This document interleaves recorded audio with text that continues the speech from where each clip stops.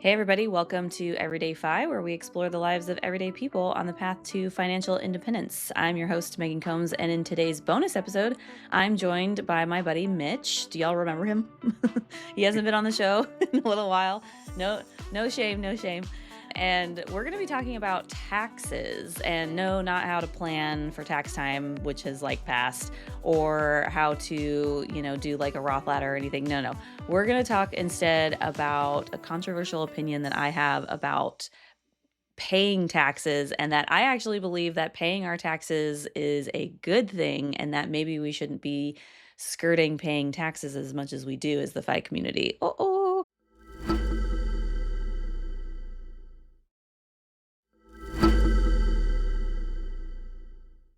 Let's see how Mitch is doing. What's up, Mitch? I'm good. I'm good. It's been wild. My work and personal travel gauntlet is over. So I traveled basically twice a month from December until April, and that came to a close. And so that was good to get out of the way. And I don't travel again until June 1st. So I don't know when this episode's coming out, but it is, I don't know, 11 or 12 days from now. But that's cool. And then my little man Bennett, he's an American Ninja Warrior competitor, if you're familiar with that sport. And he does inter gym contests and stuff. So he just wrapped up his season doing that, which was cool, and took second place in the finals, which is pretty awesome for him. And you and I have texted a bunch about milestones, so I'm really pumped about that. With the market doing what it's doing, I had a goal, a number that I wanted to hit by the time I turned 40, which is 12 or 13 days out, and I hit that number with weeks to spare. And my last two things, we've really focused on Sunday Sabbaths. That's one other fun thing going on in life. So we're people of faith. I've shared that on the show before, and decided that we really want to dedicate our Sundays to just being like chill, laid back, family time, which I think the FI community identifies with quite a bit. And then for us, there's also a spiritual component to it. But that has been awesome for the last 6 to 8 weeks. And last but not least, we are going to Colorado for a month. I think we leave like June, I don't know, 27th or something like that, 24th. And I'll be living out of my camper for a month, hitting 4 national parks, working maybe half the time that I'm gone, and on PTO the other half the time I'm gone. So that's what's going on, and that's what's coming up. But how about you? Yeah, that's awesome. That brings me back to when we first started talking, you went on that big camper trip for 3 months or something in the summer. We were just talking before we hit record about the fact that the first the Fire in Vegas event that we met at was almost exactly 2 years ago. I think it was 2 years and a month or something. And it's crazy how time flies. But yeah, that's Hmm. awesome. Yeah, we were talking before we recorded, but I am now working as a barista. I'm officially barista-fi. I think I'm the only known barista-fi who's actually working as a barista in our community. If you are somebody who is also barista-fi and working as a barista, please let me know, because I don't think I know anybody who's doing that. So, and I don't know if it counts because my husband is also working full time, so maybe it doesn't count, but we do that for his benefits mainly. So, yeah, that's what's going on with me. All right, so let's talk about what we, are going to talk about today. The fact that I think we should all be paying our taxes. I do want to do a disclaimer real quick though. Neither Mitch nor myself are tax professionals. In preparation for this episode, I literally used Google and Gemini. So if anything is inaccurate in my statements or lacks nuance or anything like that, which it probably will. I mean, taxes are extremely complex. And so this is a simplified rundown of this is a simplified rundown of a couple taxes that I think we all pay. So I don't want to say that I'm going into super depth with all of them, but yeah, don't at me if anything is, inaccurate or lacks nuance. This is for entertainment purposes only and is meant to illustrate a thought exercise rather than going into the intricacies of our extremely complex tax system. So, yeah, just want to get that out of the way. But before I launch into basically what this episode is going to be, which is going to be me talking about three different taxes that we pay and where they actually go, like what they pay for, because I think a lot of us maybe don't know what our taxes actually go to, like the specific tax that you're paying. Some of us probably do, but many of us maybe don't. But before I do that, Mitch, when you think about paying taxes, what first comes to your mind? Like just knee-jerk reaction when I say pay your taxes. Yeah, for me, this was a really easy thought when we were prepping and thinking through this.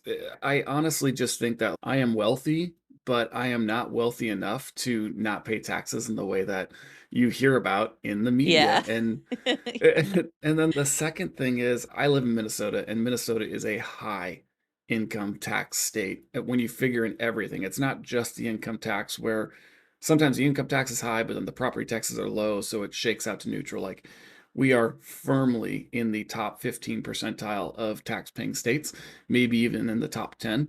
And so I feel tax everywhere that I turn. And again, like I have some tax benefits because of like my real estate investing, but again, because of my income level, I don't get to realize all of the tax benefits that could be available. So, like, interestingly, when you invest in real estate, if you're a lower, like W-2, whatever that is, MAGI income earner, you get a few more benefits than what I'm able to realize. And that's okay. Congratulations, you make enough money, you don't get all of the benefits. And that's all right. But I also know that down the road, whenever I decide to exit those real estate positions, I'm going to be paying the piper on taxes because I've had the benefit every step of the way of depreciation.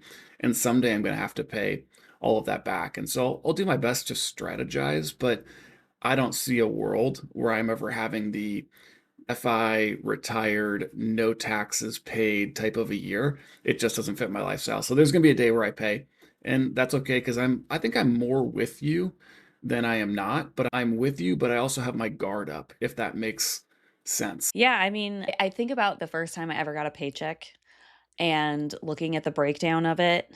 I guess not the first time I got a paycheck, but the first time I ever looked at the breakdown of my paycheck. Let's say that, because that definitely was not necessarily the first one. And looking at how much I paid in taxes, and specifically FICA, because FICA, there's not really a good way to reduce FICA. Like I think, contributing to an HSA or like the health deductions is like the only thing that reduces that. But that is based on your like main income, not your like adjusted gross income. So when I looked at that, I was like, wow, I'm paying so much towards this. And I didn't know what it was for. And honestly, I don't think I knew what FICA was for a really long time. And I also, when I looked at like the federal income tax and even like the state income tax, if you have that on your paycheck, I didn't know where those taxes went either. And so to me, it was just somebody's taking my money and I don't know what it's for. And so it irritated me. And I think that's how most of us feel. And I think that that's kind of like a missed opportunity for, educating people on where this money goes because I think there's like two sides of it. Like it goes to things that we need as a country, but also on the other hand, it's kind of being taken from you without your consent, quote unquote. Some people, of course, would say, well, your consent is living in this country, so you have to pay your dues, which I also kind of see. Like I'm seeing a lot of sides that I'm like, I understand. But I often hear like, I hate paying taxes because I don't like what the government does with them. But I always wonder, like, well, do we actually know precisely what each of our taxes like are paying for? And I don't mean like all of the taxes we ever pay, do we know what they're going for? I mean specific, like the sales tax we pay, the FICA we pay, the federal income tax that we pay, the, property taxes that we pay. Do we know where those specific dollars are going and what they are funding? And many of us probably in this community probably do know that.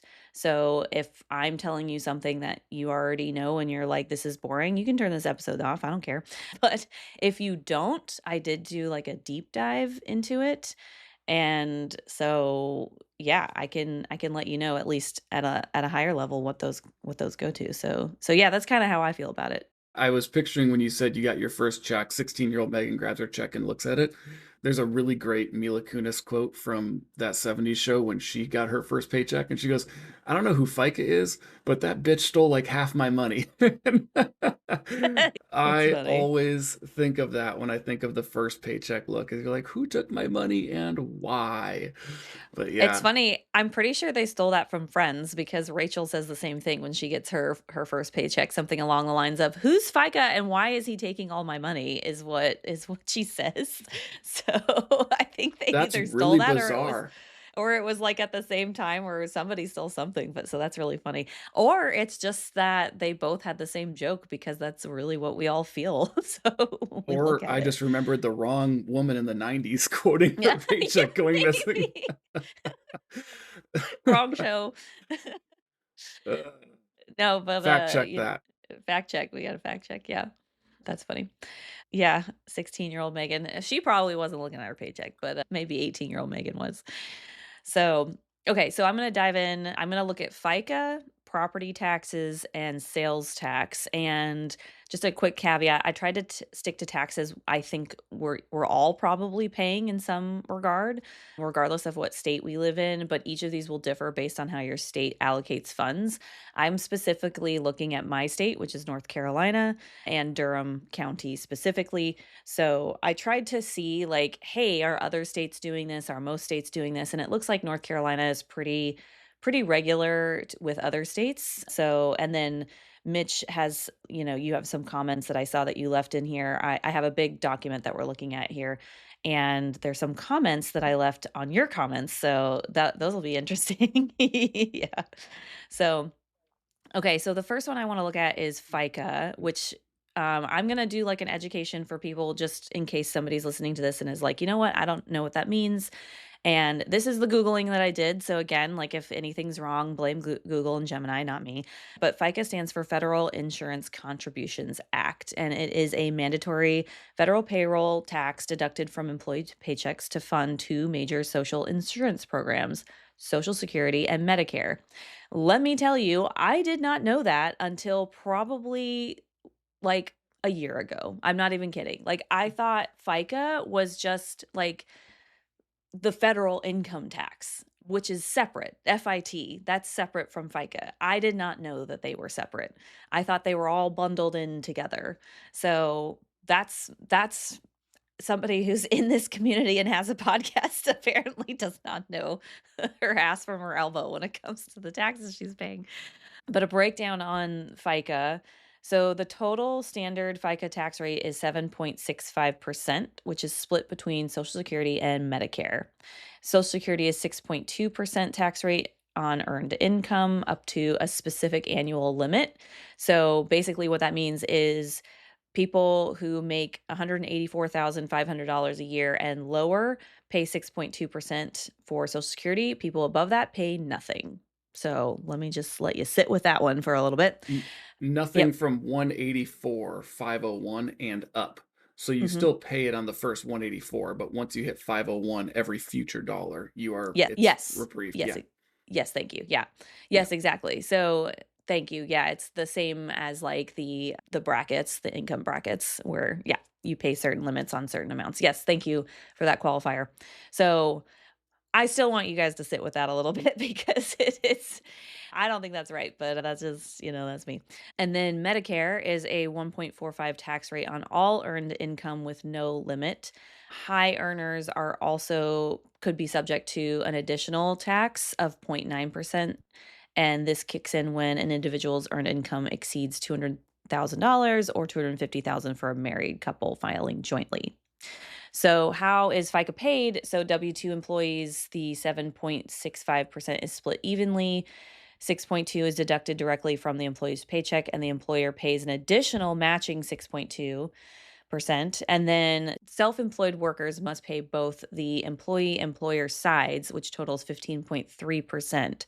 This is collected as self employment contribution acts, like a SECA tax is what it's called. So if you're self employed, you basically have to double that because normally an employer pays the other side of that. A note, and this is what I kind of said before, FICA is different from the federal income tax, which is used to fund things like the military budget. And yeah, so it's, FICA is Social Security and Medicare. FIT is other things like the military budget, which I did not know that. So I'm gonna pause there. Those are all the facts, and see, Mitch, if you have any response, any things that are churning up for you for that before I launch into my comments on everything. Thanks for listening to the show. If you enjoyed this episode, make sure to hit subscribe and leave a quick rating. Also, hit up my Patreon at patreon.com/everydayfi podcast for ad-free and bonus content. I'm Megan Combs, and I'll see you next time on Everyday Fi.